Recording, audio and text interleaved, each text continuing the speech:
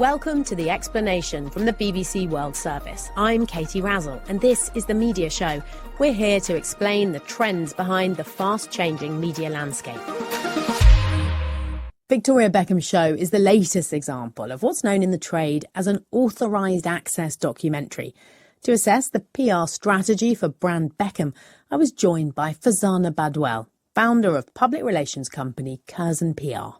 I think you get an inkling of the strategic thinking behind the documentary in terms of the timing. So they dropped the trailer a couple of weeks ago. Fashion month, September.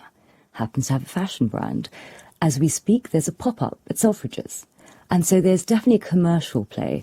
And I think if you think about the brand trajectory of Victoria Beckham's fashion brand, it was loss-making for a number of years, and it turned a corner when they went into beauty. But also what happened when they went into beauty, all of a sudden, she had to attract a mass market because a lot of people couldn't afford a £2,000 jacket or skirt. And so she didn't have to go and do the sort of the mass play.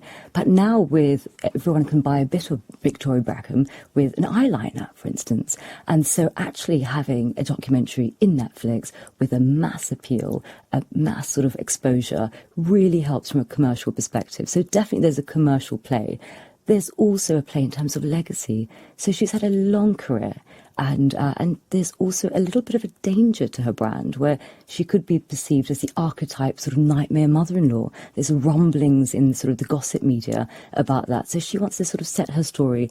And there's also been a long trajectory of narrative against her as her brand not being sort of profitable. And now obviously it is. So she wants to set the record straight as well. And that all makes perfect sense with the documentary. Because, of course, what you're alluding to is the recent tabloid stories that, you know, the elder son Brooklyn and his wife have fallen out with the rest of the family.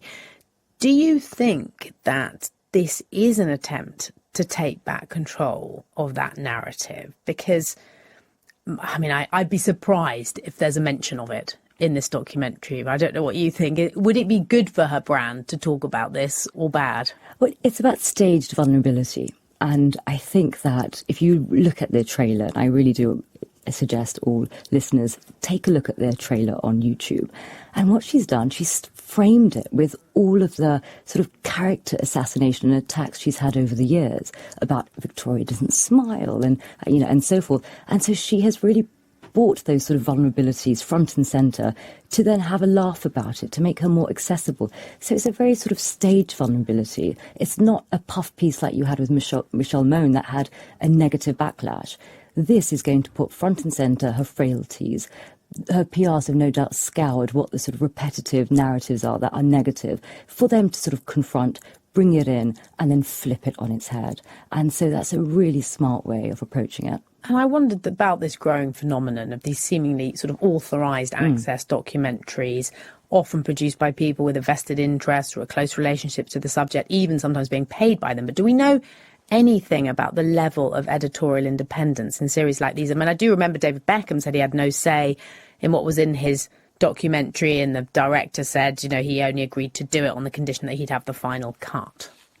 Well, I think it depends on a case-by-case basis. But if the actual protagonists themselves do not have a say, then don't tell me their lawyers aren't all over it and their PRs aren't all over it and they've been well briefed in terms of how to protect the brand and how to present the brand.